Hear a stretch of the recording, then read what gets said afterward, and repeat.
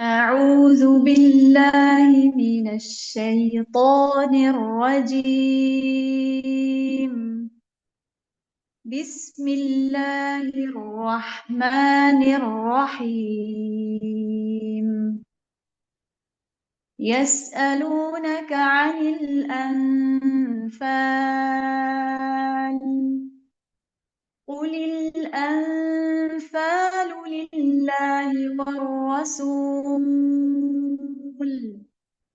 فاتقوا الله وأصلحوا ذات بينكم، وأطيعوا الله ورسوله إن كنتم مؤمنين.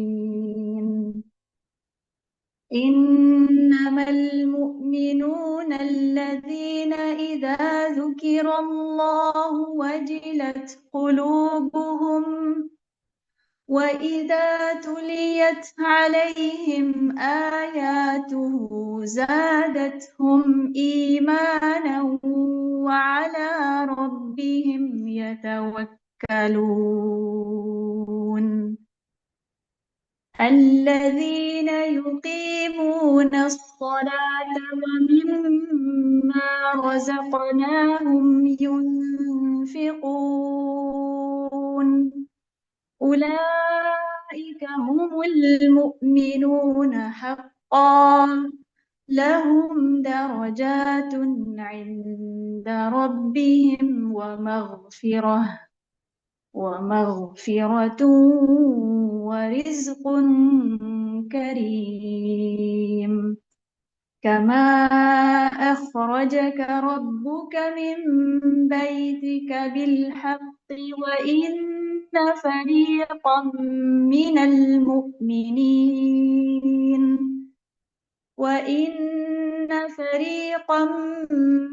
المؤمنين لكارهون يجادلونك في الحق بعدما تبين كأنما يساقون إلى الموت وهم ينظرون. وإذ يعدكم الله إحدى الطائفتين أنها لكم وتودون أن غير ذات الشوكة تكون لكم ويريد الله أن يحق الحق بكلماته ويقطع دابر الكافرين ليحق الحق ويبطل الباطل ولو كره المجرمون. إذ تستغيثون ربكم فاستجاب لكم أني ممدكم بألف من الملائكة مردفين.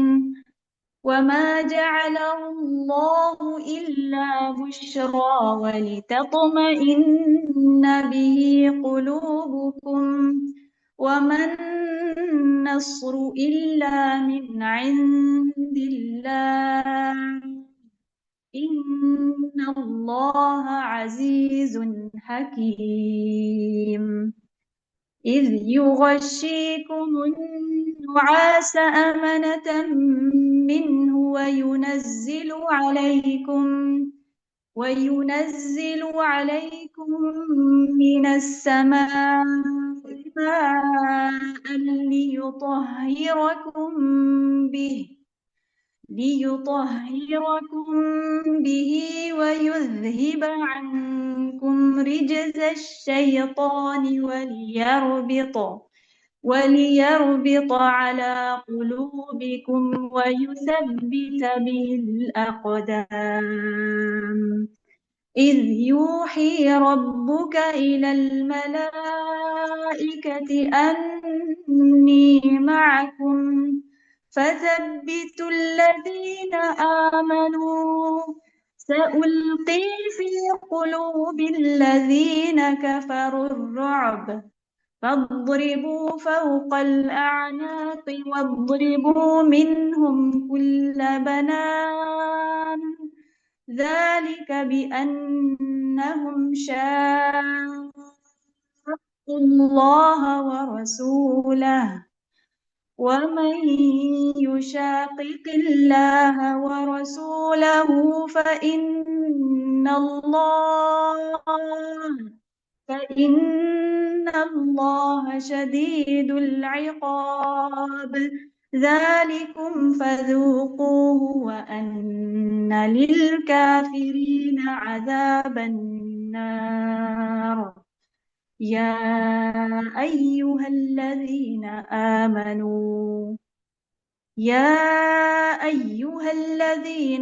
آمنوا إذا لقيتم الذين كفروا زحفا فلا تولوهم الأدبار ومن يولهم يومئذ دبره إلا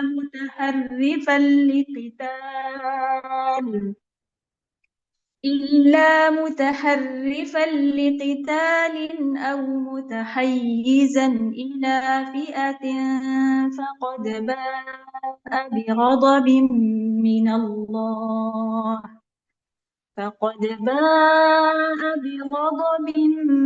الله ومأواه جهنم وبئس المصير فلم تقتلوهم ولكن الله قتلهم وما رميت إذ رميت ولكن الله رمى وليبلي المؤمنين منه بلاء حسنا إن الله سميع عليم ذلكم وأن الله موهن كيد الكافرين إن تستفتحوا فقد جاءكم الفتح وإن تنتهوا فهو خير لكم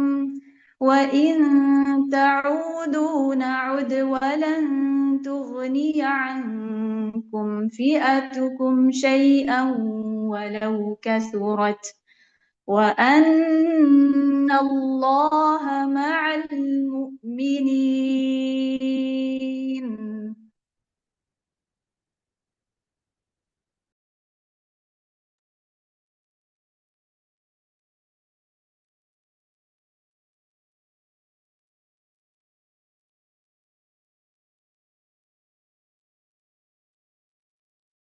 गौहर बाजी आपका म्यूट है।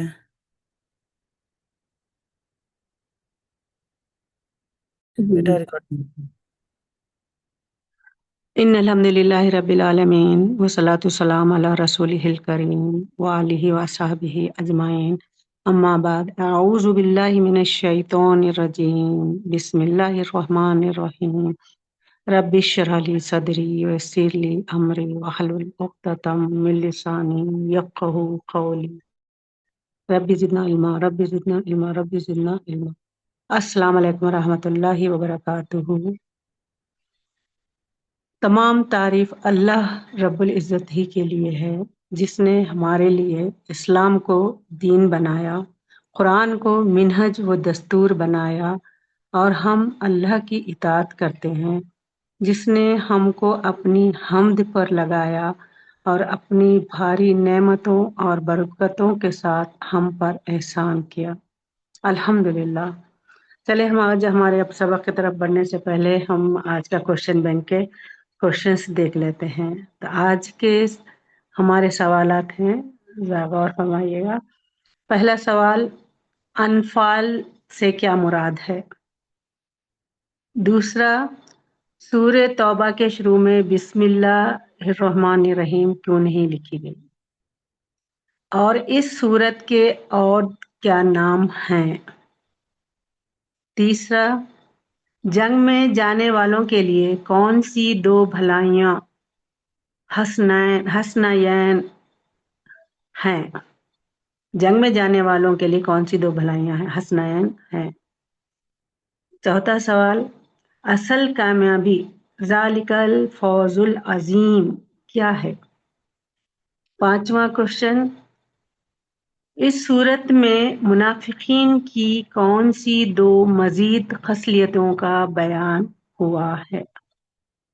चलिए इंशाल्लाह हम आज का हमारा सबक शुरू करते हैं, जो सूरह अनफाल है। ये सूरह अनफाल मदनी सूरत है, सिवाय आयत 30 से 36 की आयतें मक्की हैं। सूरह बकरा के बाद नाजिल हुई। इसके और भी नाम हैं, जैसे बदर, क़िताल, फुरक़ान। अनफाल से मुराद माल गनीमत है, वो माल जो मुसलमानों ने जंग में हासिल किए। अनफाल नफल की जमा है, जिसके मानी ज्यादा, मजीद, एक्स्ट्रा। इशारा जंग बदर में जो माल मुसलमानों को मिला है, इस सूरत का दूसरा नाम भी बदर है। ये सूरत सबसे पहले और अजीम गजबे पर तबसरा करती है। इब्न अब्बास रजी अल्लाह ताला अन्हु से इस सूरत के बारे में पूछा गया तो उन्होंने कहा कि ये सूरत बदर है। इसका एक और नाम क़िताल है, जो सबसे पहले क़िताल और गज़वे के बारे में बात करती है। इसको सूरतुल फुरक़ान भी कहा गया है, क्योंकि इस जंग के दिन को अल्लाह सुब्हान ताला ने यौम फुरक़ान कहा है। इसकी शान नुज़ूल, ये सूरत 2 हिजरी में जंग बदर के बाद नाजिल हुई। इसमें इस्लाम और कुफर के ऊपर मुफस्सिल तबसरा किया गया। उबैदा बिन सामित फरमाते हैं, ये सूरत हम असहाब बदर पर नाजिल हुई है, जब हम माल गनीमत की तकसीम में हमारे दरमियान इख्तिलाफ पैदा हो गया था। चुनांचे अल्लाह ताला ने इसे हमसे छीन लिया और इसका इख्तियार रसूलुल्लाह सल्लल्लाहु अलैहि वसल्लम को दे दिया, और रसूल ने इसे बराबर मुसलमानों में तकसीम किया। चलिए हम शुरू करते हैं। औज़ बिल्लाहि मिनश शैतानिर रजीम, बिस्मिल्लाहिर रहमानिर रहीम। तुमसे अनफाल के बारे में पूछते हो। यसअलूनका अनिल अनफाल, ऐ नबी सल्लल्लाहु अलैहि वसल्लम, आपसे सहाबा अकराम माल गनीमत के बारे में सवाल करते हैं कि आप इसे किस तरह तकसीम करेंगे। आप कह दीजिए कि इस बारे में आप लोगों के मशवरे की जरूरत नहीं है। रसूल अल्लाह के हुक्म पर या वही के मुताबिक इसकी तकसीम करेंगे। जो झगड़ा इस बारे में हो रहा है, इसकी इस्लाह कर लो, अल्लाह की इताअत करो, और अगर तुम मोमिन हो तो अनफाल के माने किसी चीज का जायद होना है। तुम्हारा मकसद माल जमा करना नहीं है, बल्कि अल्लाह के कलीमे को बुलंद करना है। ये तो बोनस है, एक्स्ट्रा है जो तुम्हें मिला है। पहली उम्मतों के लिए माल गनीमत लेना हराम था। जो कुछ भी जंग में मिलता था उसे एक जगह जमा कर दिया जाता। आसमान से एक आग आती और उसे खा जाती। तुम्हारा मकसद माल जमा करना नहीं, ये तो एक गिफ्ट है, इनाम है, लिहाजा इसकी तकसीम का हक सिर्फ अल्लाह और इसके रसूल को है। जैसा चाहे उसे तकसीम करे। जो अल्लाह के रसूल तुम्हें दे, इस पर राजी हो जाओ। इस्लाम से पहले माली गनीमत को लूट का माल कहा जाता था। जो जिसके हाथ लगे वो इसका हो जाता था। जंग बदर में दुश्मन जान बचाकर भागने लगे। कुछ लोग उनके ताक़ुब में चले गए, कुछ लोग माल जमा करने लगे, और कुछ लोग रसूल अल्लाह सल्लल्लाहु अलैहि वसल्लम की हिफाजत में लगे रहे। जब दुश्मन चले गए, सब लोग इकट्ठा हुए तो लोगों ने कहा कि ये माल तो हमने जमा किया है। इस पर ये आयत नाजिल हुई। तो नबी सल्लल्लाहु अलैहि वसल्लम तुमसे अनफाल के बारे में पूछते हो कि कहो, ये अनफाल तो अल्लाह और इसके रसूल के हैं, बस तुम लोग अल्लाह से डरो और अपने आपस के ताल्लुकात को दुरुस्त करो, अल्लाह और उसके रसूल की इताअत करो अगर तुम मोमिन हो। सच्चे अहले ईमान तो वो हैं जिनके दिल अल्लाह का जिक्र सुनकर लरज़ जाते हैं, और जब अल्लाह की आयत इनके सामने पढ़ी जाती हैं तो इनका ईमान बढ़ जाता है और वो अपने रब पर एतमाद रखते हैं। जो नमाज कायम करते हैं और जो कुछ हमने इनको दिया है इससे हमारी राह में खर्च करते हैं। ایسے ہی لوگ حقیقی مومن ہیں۔ ان کے لیے ان کے رب کے پاس بڑے درجے ہیں، قصوروں سے درگزر ہے، بہترین رزق ہے۔ اس مال غنیمت کے معاملے میں بھی ویسی ہی صورت پیش آ رہی تھی جیسی اس وقت پیش آئی تھی جبکہ تیرا رب تجھے حق کے ساتھ تیرے گھر سے نکال لایا تھا، اور مومنوں میں سے ایک گروہ کو یہ سخت ناگوار تھا۔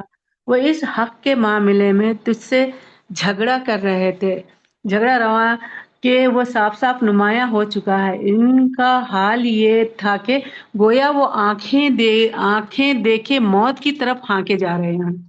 یاد کرو وہ موقع جب اللہ تم سے وعدہ کر رہا تھا دونوں گروہوں میں سے تمہیں ایک مل جائے گا۔ تم چاہتے تھے کمزور گروہ تمہیں ملے، مگر اللہ کا ارادہ تو یہ تھا کہ وہ اپنے ارشادات سے حق کو حق کر دکھائے اور کافروں کی جڑ کاٹ دے، تاکہ حق حق ہو کر رہے، باطل باطل ہو کر رہے، خواہ مجرموں کو کتنا ہی ناگوار کیوں نہ ہو۔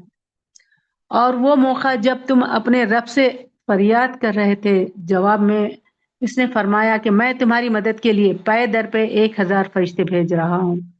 یہ بات اللہ نے تمہیں صرف اس لیے بتا دی کہ تمہیں خوشخبری ہو اور تمہارے دل اس سے مطمئن ہو جائیں، ورنہ مدد تو جب بھی ہوتی اللہ ہی کی طرف سے ہوتی ہے۔ یقیناً اللہ زبردست اور دانا ہے۔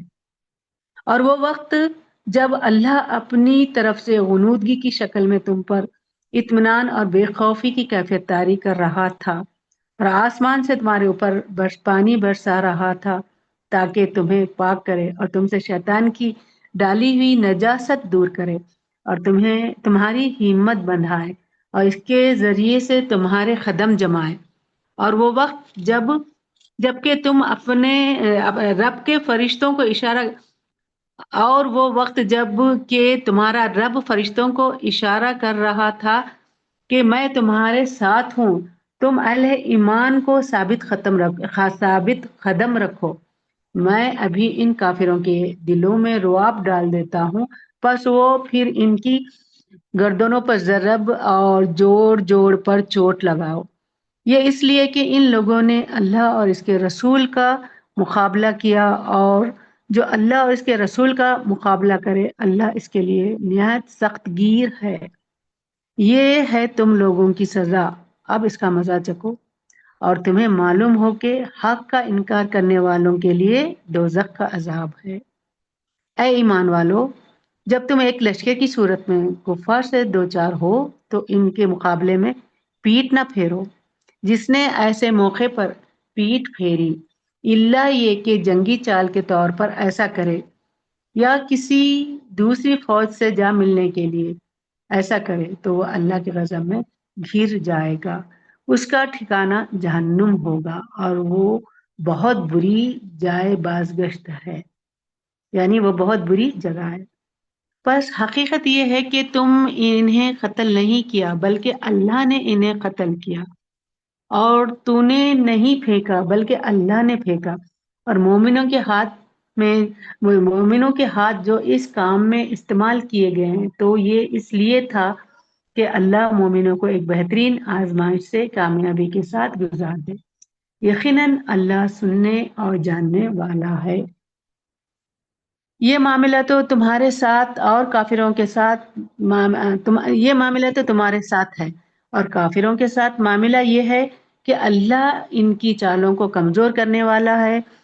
ان کافروں سے کہہ دو اگر تم فیصلہ چاہتے ہو تو لو، فیصلہ تمہارے سامنے آ گیا، اب باز آ جاؤ تو تمہاری ہی لیے بہتر ہے، ورنہ پھر پلٹ کر اسی حماقت کا اعادہ کرو گے تو ہم بھی اسی سزا کا اعادہ کریں گے، اور تمہاری جمعیت خواہ و کتنی ہی زیادہ ہو تمہارے کچھ کام نہ آئے گی۔ اللہ مومنوں کے ساتھ ہے۔ آگے پلیز۔ يا أيها الذين آمنوا أطيعوا الله ورسوله ولا تولوا عنه وأنتم تسمعون ولا تكونوا كالذين قالوا سمعنا وهم لا يسمعون إن شر الدواب عند الله الصم البكم الذين لا يعقلون ولو علم الله فيهم خيرا لأسمعهم ولو أسمعهم لتولوا وهم معرضون يا أيها الذين آمنوا استجيبوا لله وللرسول إذا دعاكم لما يحييكم واعلموا أن الله يحول بين المرء وقلبه وأنه إليه تحشرون واتقوا فتنة لا تصيبن الذين ظلموا منكم خاصة واعلموا أن الله شديد العقاب واذكروا إذ أنتم قليل مستضعفون في الأرض تخافون أن يتخطفكم الناس فآواكم وأيدكم بنصره ورزقكم من الطيبات لعلكم تشكرون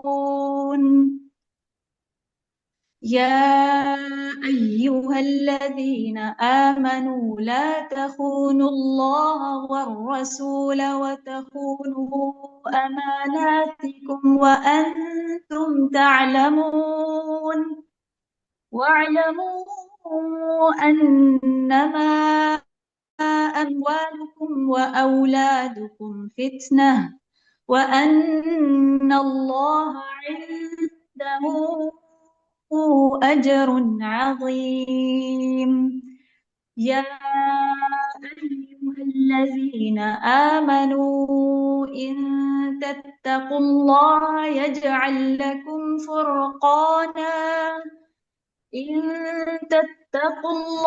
يجعل لكم فرقانا ويكفر عنكم سيئاتكم ويغفر لكم والله ذو الفضل العظيم وإذ يمكر بك الذين كفروا ليثبتوك أو يقتلوك أو يخرجوك ويمكرون ويمكر الله والله خير الماكرين وإذا تتلى عليهم آياتنا قالوا قد سمعنا لو نشاء لقلنا مثل هذا إن هذا إلا أساطير الأولين وإذ كان هذا هو الحق من عندك فأمطر علينا حجارة من السماء أو ائتنا بعذاب أليم وما كان الله ليعذبهم وأنت فيهم وما كان الله معذبهم وهم يستغفرون وما لهم ألا يعذبهم الله وهم يصدون عن المسجد الحرام وما كانوا أولياء إن أولياؤه إلا المتقون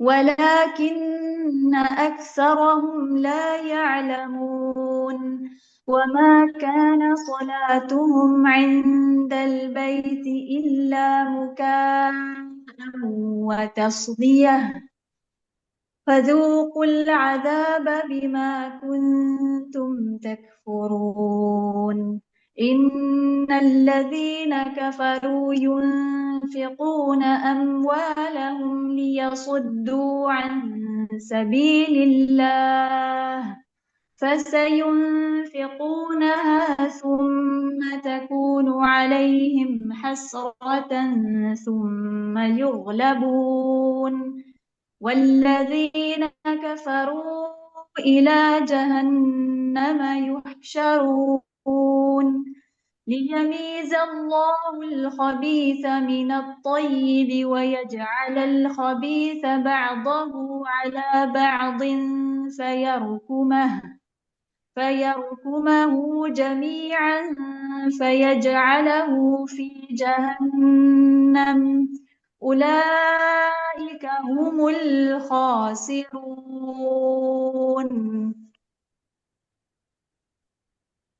اے ایمان والو، اللہ اور اس کے رسول کی اطاعت کرو اور حکم سننے کے بعد اس سے سرتابی نہ کرو۔ ان لوگوں کی طرح نہ ہو جاؤ جنہوں نے کہا کہ ہم نے سنا حالانکہ وہ نہیں سنتے۔ یقیناً خدا کے نزدیک بدترین قسم کے جانور وہ بہرے گونگے لوگ ہیں جو عقل سے کام نہیں لیتے۔ ان شر الدواب عند اللہ صم البکم الذین لا یعقلون۔ اللہ کے نزدیک سب سے بدترین لوگ وہ ہیں جو اچھی بات نہیں سنتے، اچھی بات اپنے منہ سے نہیں نکالتے، حق نہیں بولتے، عقل سے کام نہیں لیتے، اور وہ اللہ کے نزدیک جانوروں سے بھی بدتر ہے۔ جانور فطری تقاضوں کے مطابق زندگی گزارتے ہیں۔ اللہ نے انسان کو اپنی عبادت کے لیے پیدا کیا ہے۔ انسان اپنا کام پورا نہیں کر رہا بلکہ دنیا کے پیچھے بھاگ رہا ہے۔ اس کا ہم و غم صرف دنیا ہے، ساری فکریں دنیا ہی کے لیے۔ جو لوگ اپنی مقصد زندگی نہ سمجھے وہ جانوروں سے بھی بدتر ہے۔ اللہ تعالیٰ اس بات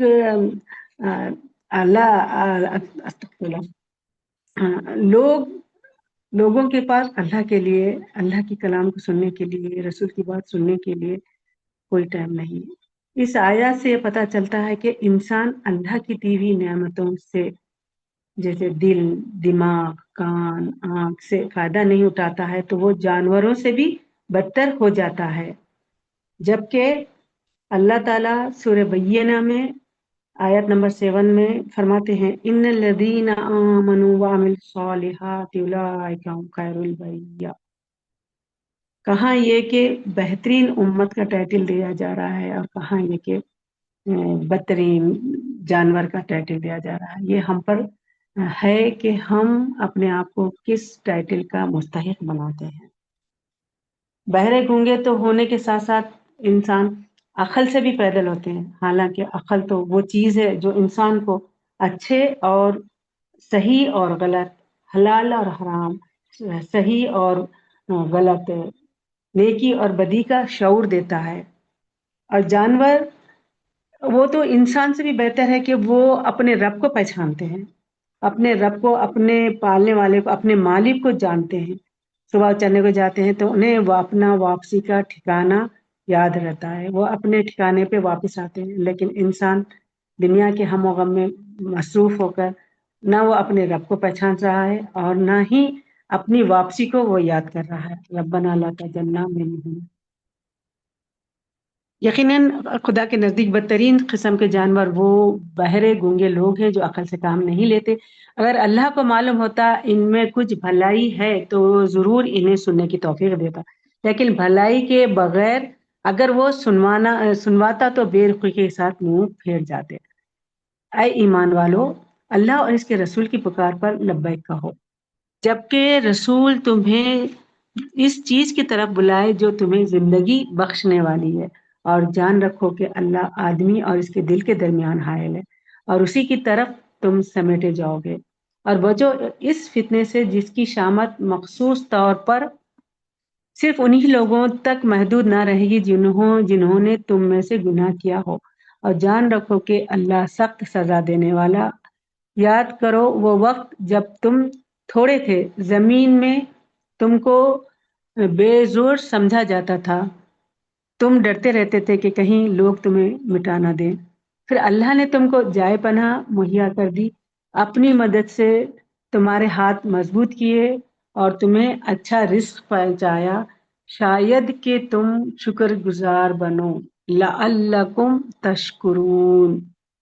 اللہ تعالیٰ یہاں پر انسان پہ کیے گئے نعمتوں کا ذکر کر رہے ہیں کہ انسان جب کمزور تھا، زمین میں خوف زدہ تھا، تو اللہ نے اسے زمین میں رہنے کے لیے ٹھکانہ دیا، اس کے خوف کو دور کیا اور اپنی مدد اور اپنی طرف سے اسے مدد کی، رزق فراہم کیا، پاکیزہ رزق دیا۔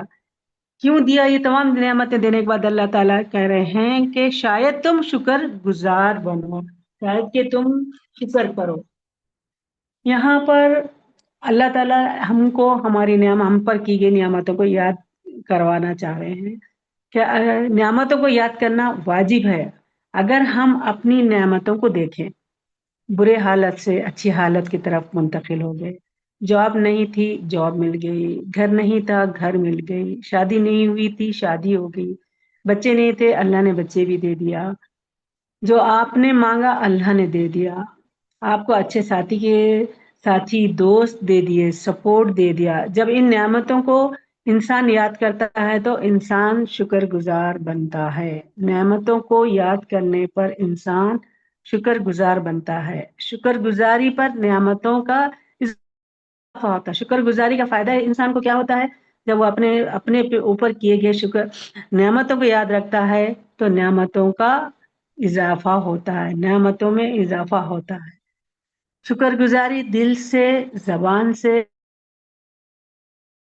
اعضاء سے دیا الحمدللہ، تو انسان یہ کہتے کہتے تو اس کی زبان نہیں تھکتی، لیکن نہ صرف زبان سے کہے بلکہ اپنے اعضاء سے بھی کہے، دل سے بھی اس کا اقرار کرے کہ یہ جو نعمتیں مجھے دی گئی ہیں، یہ نعمتیں جو مجھے ملی ہیں، یہ میرے اللہ نے، میرے رب نے مجھے دی ہے۔ تو دل سے بھی ہو، دل سے بھی اقرار ہو، زبان سے بھی ہو اور اعضاء سے بھی، کہ آپ کے اعضاء سے مطلب کہ آپ کا ایٹیٹیوڈ یہ نہ ہو کہ آپ کی نعمتیں زیادہ ہوگی تو آپ میں تکبر آ گیا، آپ میں غرور آ گیا، آپ میں اکڑ آ گئی، کہ آپ کے اعضاء سے یہ بھی ظاہر نہیں ہونا ہے۔ یہ تمام چیزیں یہ اللہ کا احسان ہے، اس نے ہمیں یہ تمام نعمتیں دی، تو ہمیں اور اس نے کیا اور کون سی ہمیں اللہ نے نعمتیں دی؟ اللہ نے ہمیں نعمت ایمان دیا، نعمت ہدایت دی، توحید کی نعمت دی، قرآن کی نعمت دی، صحت و عافیت کی نعمت دی، امن و امان کی نعمت دی، آسانیاں دی، اتنی بے شمار نعمتیں ملی، تو پھر ہمیں کیا کرنا چاہیے؟ ان نعمتوں پر اللہ کا شکر ادا کرنا چاہیے۔ اللہ سبحانہ تعالیٰ بھی یہی چاہتے ہیں کہ ہم شکر گزار بنیں۔ شکر گزار بننے کے لیے ضروری ہے کہ ہم اپنی نعمتوں پر نظر رکھیں، نہ کہ دوسروں کی نعمت پر۔ تو وَإِن تَعُدُّوا نِعْمَتَ اللَّهِ لَا تَحْصُوهَا، اگر تم اللہ کی نعمتوں کو گننا چاہو تو گن نہیں پاؤ گے۔ وَإِن شَكَرْتُمْ، اگر تم نعمتوں پر شکر ادا کرتے ہو، لَأَزِيدَنَّكُمْ، کہ میں مزید تم کو نعمتیں مزید عطا کروں گا۔ یہ اللہ کا وعدہ ہے، اگر تم نعمتوں پہ شکر ادا کرو گے تو میں تمہیں مزید نعمتیں دوں گا، نعمتوں پر نعمتیں دوں گا، اور اتنی نعمتیں کہ تم اسے گن نہ سکو گے۔ سبحان اللہ۔ تو اب ہم اپنا جائزہ لے کے ایک تو پہلے ہم اپنی نعمتوں کو دیکھیں کہ اللہ نے ہمیں کون کون سی نعمت دی، بے شمار، مطلب کہ حصی بھی ہے، مانوی بھی ہے اور مادی بھی ہے۔ تو انسان زیادہ تر جیسے مادی چیزیں جو نظر آتی ہیں ان نعمتوں کو زیادہ انسان گنتا ہے، بے شمار نعمتیں ہیں۔ تو ہم ایک تو اللہ تعالیٰ خود ہی کہتے ہیں کہ ہم گن ہی نہیں سکتے، اگر تم گننا چاہو تو بالکل بھی نہیں گن سکتے۔ تو چلو جو بھی ہے اپنی نعمتوں کو تو یاد رکھو کہ یہ بھی نعمت ہے، یہ بھی نعمت ہے، یہ بھی نعمت ہے، اور یہ میرے اپنے کسی عمل کی وجہ سے، میرے کسی علم کی وجہ سے، میری کسی طاقت کی وجہ سے مجھے نہیں ملی، بلکہ یہ اللہ کا انعام ہے، یہ اللہ کا احسان ہے، یہ اللہ کا فضل کرم ہے کہ جس نے یہ مجھے نعمت ادا کی ہے۔ تو ہمیں ان نعمتوں پر اللہ کا شکر ادا کرنا چاہیے، نہ کہ ہم یہ دیکھیں کہ دوسروں کو کیا ملا ہے، دوسروں کا جو ہے وہ اس کا نصیب ہے، جو آپ کا ہے وہ آپ کا نصیب ہے۔ تو اپنی نعمتوں کو دیکھو تو انسان میں شکر گزاری پیدا ہوتی ہے۔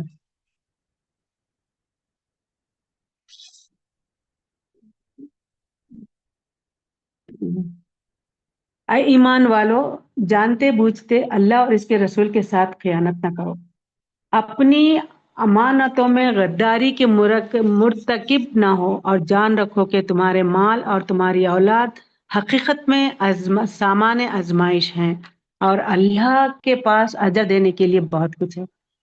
اے ایمان لانے والو، اگر تم خدا ترسی اختیار کرو گے تو اللہ تعالیٰ تمہارے لیے کسوٹی بہم پہنچا دے گا اور تمہاری برائیوں کو تم سے دور کر دے گا اور تمہارے قصور معاف کرے گا۔ اللہ بڑا فضل فرمانے والا ہے۔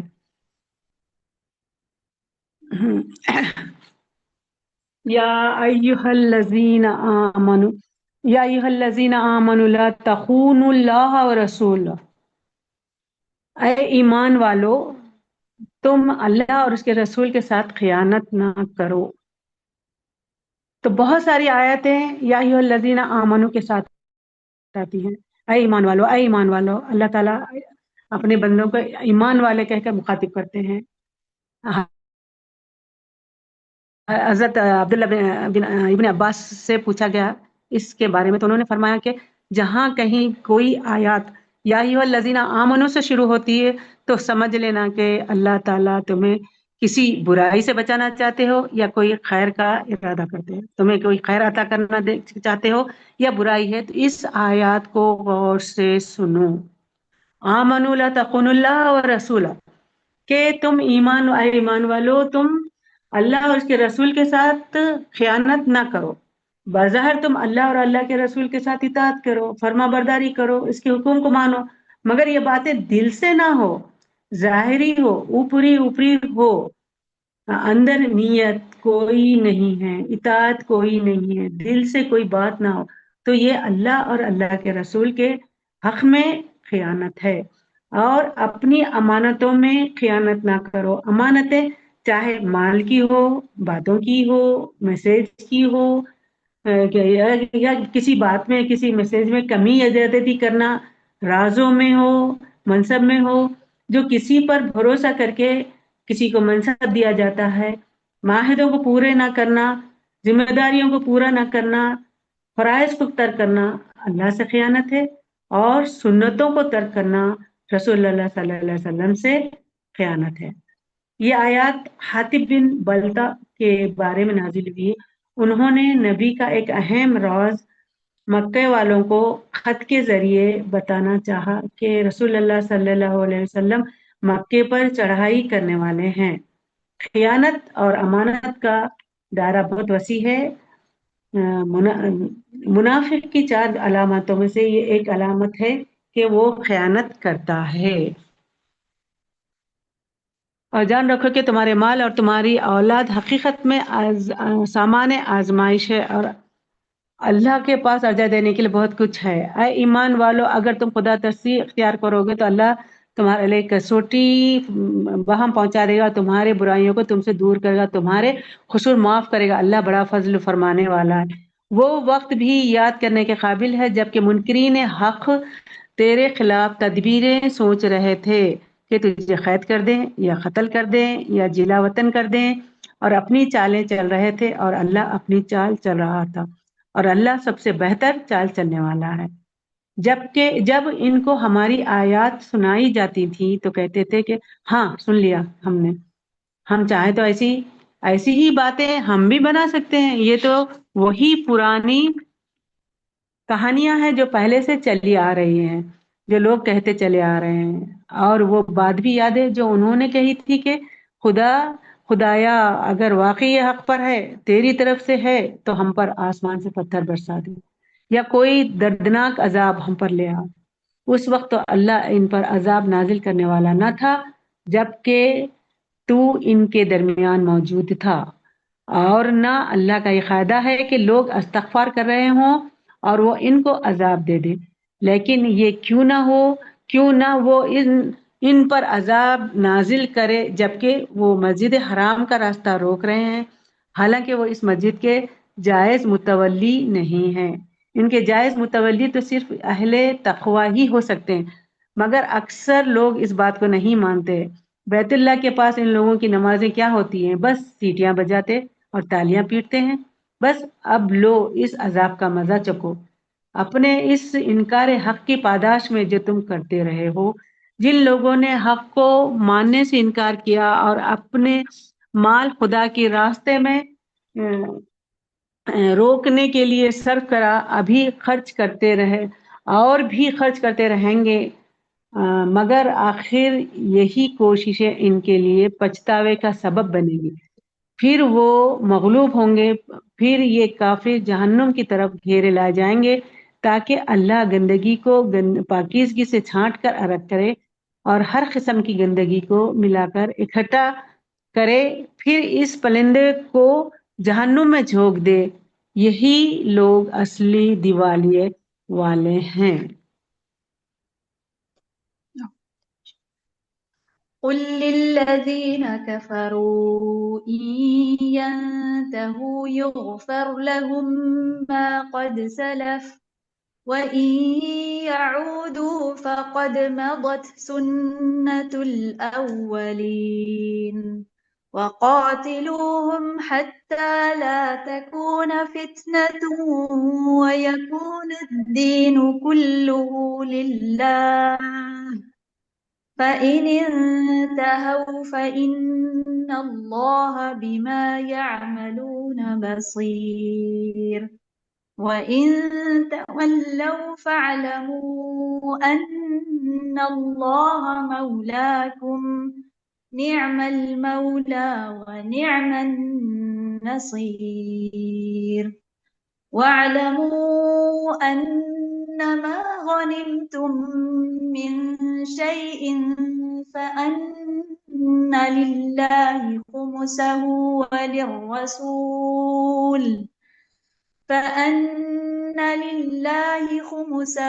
وللرسول ولذي القربى واليتامى والمساكين وابن السبيل إن كنتم آمنتم بالله وما أنزلنا على عبدنا يوم الفرقان يوم التقى الجمعان والله على كل شيء قدير إذ أنتم بالعدوة الدنيا وهم بالعدوة القصوى والركب أسفل منكم ولو تواعدتم لاختلفتم في الميعاد ولكن ليقضي الله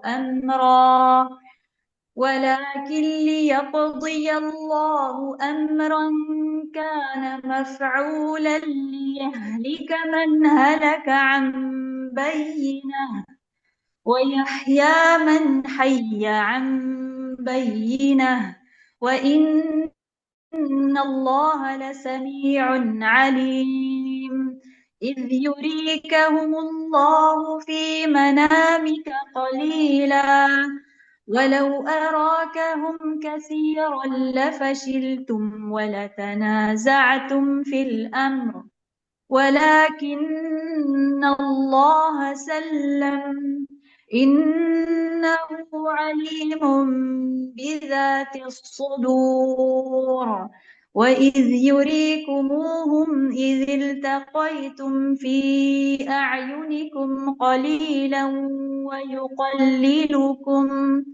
ويقللكم في أعينهم ليقضي الله أمرا كان مفعولا وإلى الله ترجع الأمور يا أيها الذين آمنوا إذا لقيتم فئة فاثبتوا واذكروا الله كثيرا لعلكم تفلحون وأطيعوا الله ورسوله ولا تنازعوا فتفشلوا وتذهب ريحكم واصبروا إن الله مع الصابرين ولا تكونوا كالذين خرجوا من ديارهم بطرا ورئاء الناس ويصدون عن سبيل الله والله بما يعملون محيط. وإذ زين لهم الشيطان أعمالهم وقال لا غالب لكم اليوم من الناس وإني جار لكم فلما تراءت الفئتان نكص على عقبيه وقال إني بريء منكم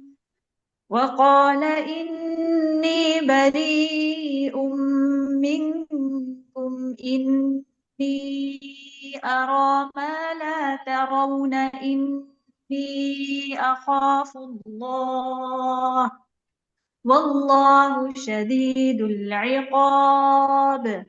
إذ يقول المنافقون والذين في قلوبهم مرض غر هؤلاء دينهم ومن يتوكل على الله فإن الله عزيز حكيم.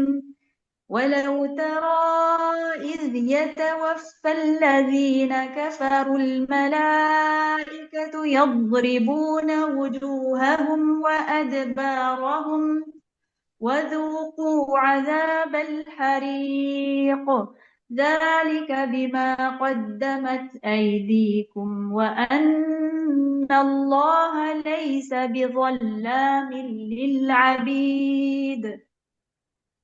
كدأب آل فرعون والذين من قبلهم كفروا بآيات الله فأخذهم الله بذنوبهم إن الله قوي شديد العقاب. ذلك بأن الله لم يك مغيرا نعمة أنعمها على قوم حتى يغيروا ما بأنفسهم وأن الله سميع عليم. كدأب آل فرعون والذين من قبلهم كذبوا بآيات ربهم فأهلكناهم بذنوبهم وأغرقنا آل فرعون وكل كانوا ظالمين. إن شر الدواب عند الله الذين كفروا فهم لا يؤمنون. الذين عاهدت منهم ثم ينقضون عهدهم في كل مرة وهم لا يتقون. فإما تثقفنهم في الحرب فشرد بهم من خلفهم لعلهم يذكرون. وإما تخافن من قوم خيانة فانبذ إليهم على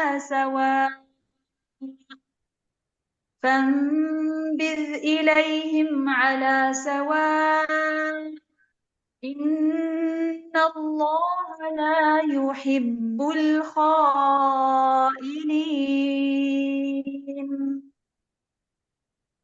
جزاک اللہ خیر۔ اے نبی ان کافروں سے کہو اگر اب بھی باز آ جائیں تو جو کچھ پہلے ہو چکا ہے اس سے درگزر کر لیا جائے گا، لیکن اگر یہ اسی پچھلی روش کا اعادہ کریں گے تو گزشتہ قوموں کے ساتھ جو کچھ ہو چکا ہے وہ سب کو معلوم ہے۔ اے ایمان لانے والو ان کافروں سے جنگ کرو یہاں تک کہ فتنہ باقی نہ رہے، اور دین پورا کا پورا اللہ کے لیے ہو جائے. پھر اگر وہ فتنے سے رک جائیں تو ان کے اعمال کا دیکھنے والا اللہ ہے. اور اگر نہ مانے تو جان رکھو کہ اللہ تمہارا سرپرست ہے اور وہ بہترین حامی و مددگار ہے. اور تمہیں معلوم ہو کہ جو کچھ مال غنیمت تم نے حاصل کیا ہے اس کا 5واں حصہ اللہ اور اس کے رسول اور رشتہ داروں، یتیموں، مسکینوں اور مسافروں کے لیے ہے.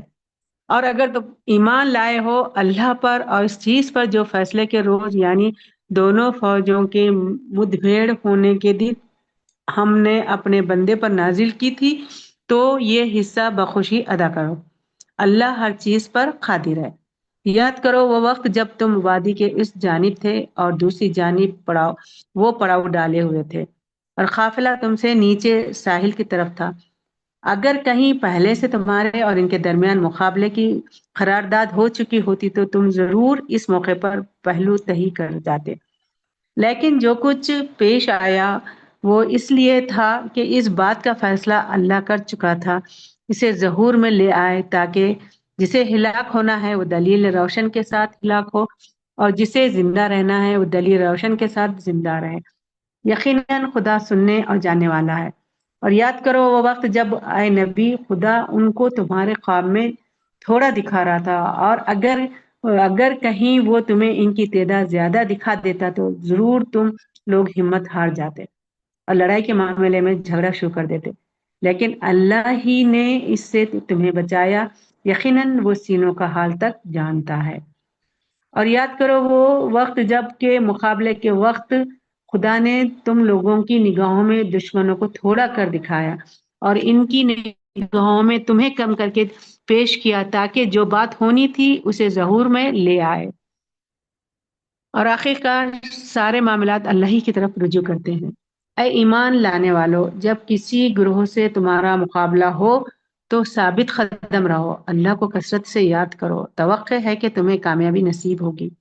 اور اللہ اور اس کے رسول کی اطاعت کرو اور آپس میں جھگڑو نہیں ورنہ تمہارے اندر کمزوری پیدا ہو جائے گی اور تمہاری ہوا اکھڑ جائے گی.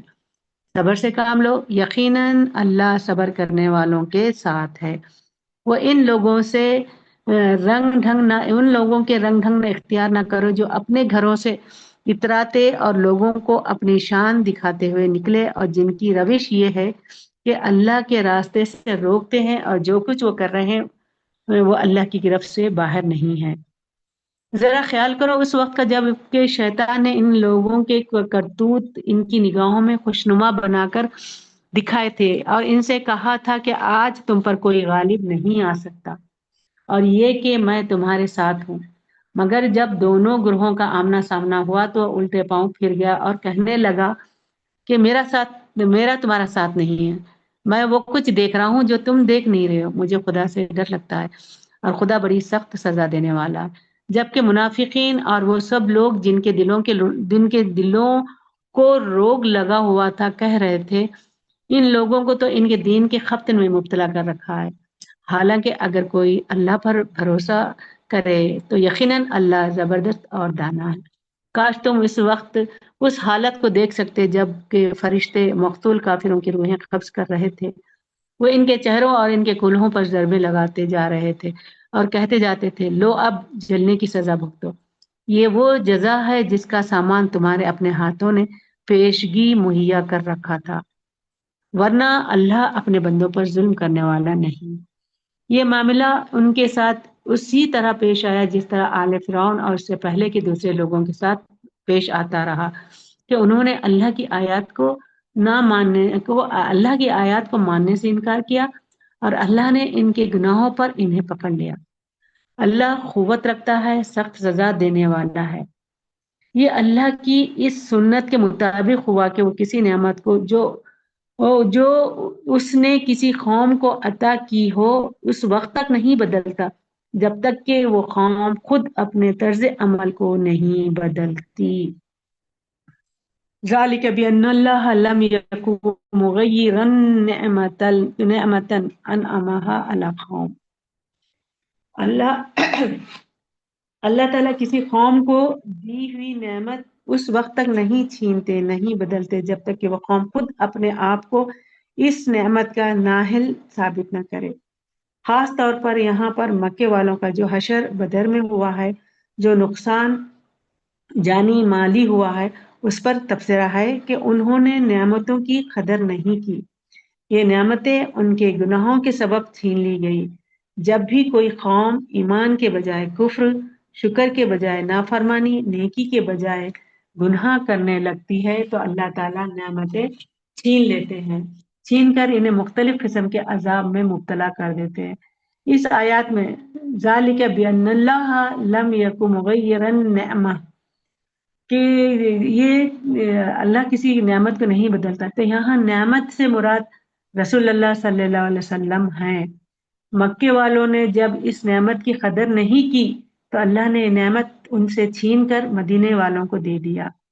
مکہ والوں کے پاس نعمتیں تو بہت تھی، خانہ کعبہ تھا، تجارت تھی، سارے عرب سے لوگ سمیٹ کر وہاں آتے تھے، قرآن کا نزول ہو رہا تھا، اور سب سے بڑی نعمت رسول اللہ صلی اللہ علیہ وسلم کی بعثت تھی۔ تو انہوں نے اس نعمت کی قدر نہیں کی تو اللہ نے اس نعمت کو ان سے چھین کر مدینے والوں کو دے دیا۔ تو اس سے ہم لوگوں کے لیے کیا سبق ہے، اس میں ہمارے لیے کیا پیغام ہے کہ جب انسان نعمتوں کی قدر نہیں کرتا تو نعمتیں اس سے چھین لی جاتی ہیں، نعمتیں اس سے چھین لی جاتی ہیں۔ جب تک ہم اپنی نیتیں، اپنے ارادے، اپنا نفس، اپنے نفسیات نہیں بدلتے تو اللہ تعالیٰ بھی ہمارے حالات کو نہیں بدلتے۔ اللہ سب کچھ سننے اور جاننے والا ہے۔ آل فرعون اور اس سے پہلے کی قوم کے ساتھ جو پیش آیا وہ اسی ضابطے کے مطابق تھا۔ انہوں نے اپنے رب کی آیات کو جھٹلایا، تب ہم نے ان کے گناہوں کی پاداش میں انہیں ہلاک کیا اور آل فرعون کو غرق کیا، یہ سب ظالم تھے۔ یقیناً اللہ کے نزدیک زمین پر چلنے والے مخلوق میں سب سے بدتر وہ لوگ ہیں جنہوں نے حق کو ماننے سے انکار کیا، پھر کسی طرح وہ اسے قبول کرنے پہ تیار نہیں ہیں، خصوصاً ان میں سے وہ لوگ جن کے ساتھ تم نے معاہدہ کیا، پھر وہ ہر موقع پر اس کو توڑ دیتے اور ذرا خدا کا خوف نہیں کرتے۔ پس اگر یہ لوگ تمہیں لڑائی میں مل جائیں تو ان کی ایسی خبر لو کہ اس کے بعد دوسرے لوگ ایسی روش اختیار کرنے والے ہوں ان کے حواس باختہ ہو جائیں۔ توقع ہے بد عہدوں کے اس انجام سے وہ سبق لیں گے، اور اگر کبھی تمہیں کسی قوم سے خیانت کا اندیشہ ہو تو اس کے معاہدے کو علانیہ اس کے آگے پھینک دو، یقیناً اللہ خائنوں کو پسند نہیں کرتا۔ چلے آگے پلیز۔ ولا يحسبن الذين كفروا سبقوا إنهم لا يعجزون وأعدوا لهم ما استطعتم من قوة ومن رباط الخيل ترهبون به عدو الله وعدوكم وآخرين من دونهم لا تعلمونهم الله يعلمهم وما تنفقوا من شيء في سبيل الله يوفى إليكم وأنتم لا تظلمون وإن جنحوا للسلم فاجنح لها وتوكل على الله إنه هو السميع العليم وإن يريدوا أن يخدعوك فإن حسبك الله هو الذي أيدك بنصره وبالمؤمنين وألف بين قلوبهم لو أنفقت ما في الأرض جميعا ما ألفت بين قلوبهم ولكن الله ألف بينهم إنه عزيز حكيم يا أيها النبي حسبك الله حسبك الله ومن اتبعك من المؤمنين يا أيها النبي حرض المؤمنين على القتال إن يكن منكم 20 صابرون يغلبوا 200 وإن يكن منكم 100 يغلبوا 1000 من الذين كفروا بأنهم قوم لا يفقهون الآن خفف الله عنكم وعلم أن فيكم ضعفا فإن يكن منكم 100 صابرة يغلبوا 200 وإن يكن منكم 1000 يغلبوا 2000 بإذن الله والله مع الصابرين ما كان لنبي أن يكون له أسرى حتى يثخن في الأرض تريدون عرض الدنيا والله يريد الآخرة والله عزيز حكيم لولا كتاب من الله سبق لمسكم فيما أخذتم عذاب عظيم فكلوا مما غنمتم حلالا طيبا واتقوا الله إن الله غفور رحيم جزاک اللہ خیر.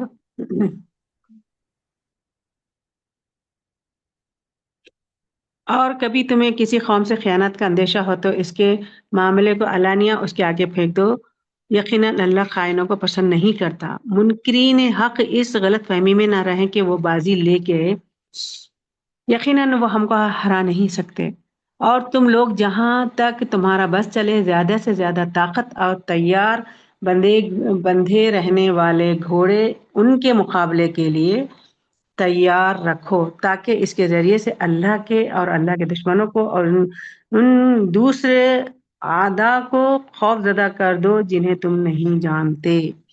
وَأَعِدُّوا لَهُم مَّا اسْتَطَعْتُم مِّن قُوَّةٍ وَمِن رِّبَاطِ الْخَيْلِ. تو یہاں پر اللہ تعالیٰ فرما رہے ہیں کہ دشمنوں کے لیے جتنا تم سے ہو سکتا ہے وہ جہاں تک تمہارا بس چلے زیادہ سے زیادہ طاقت اور تیار بندھے ہوئے گھوڑے تیار مقابلے کے لیے تیار رکھو. قوہ غزوہ بدر کے بعد مسلمانوں کو دوسری جنگوں کے لیے تیار کیا جا رہا ہے کہ یہ نہ سمجھو کہ یہ آخری جنگ ہے. قوہ سے مراد کہ کون سی قوت آپ کو جمع کرنی ہے؟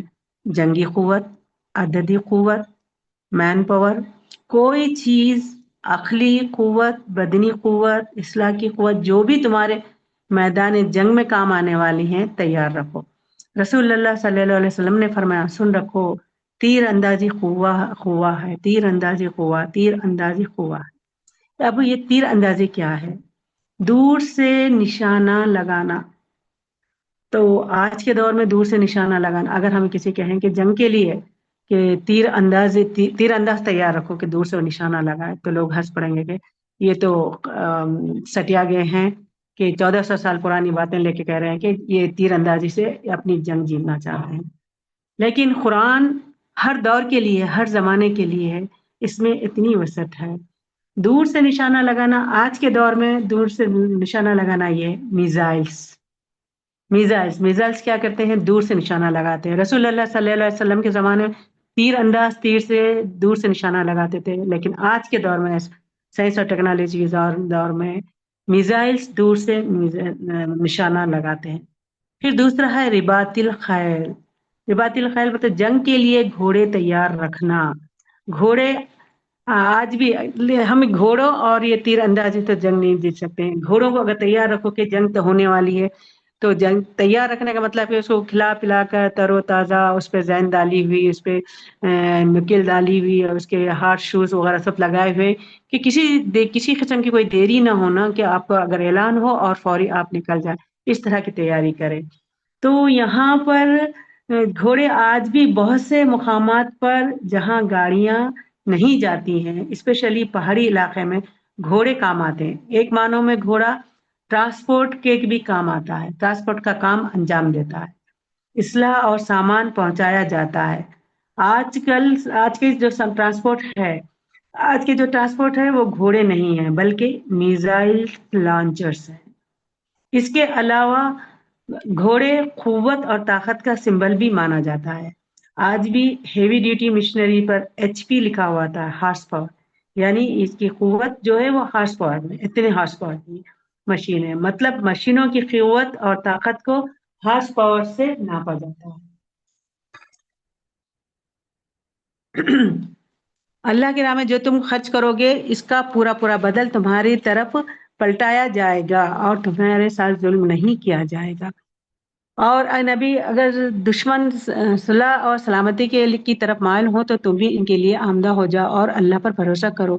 یقیناً وہی سب کچھ سننے اور جاننے والا ہے. اور اگر وہ دھوکے کی نیت رکھتے ہو تو تمہارے لیے اللہ کافی ہے.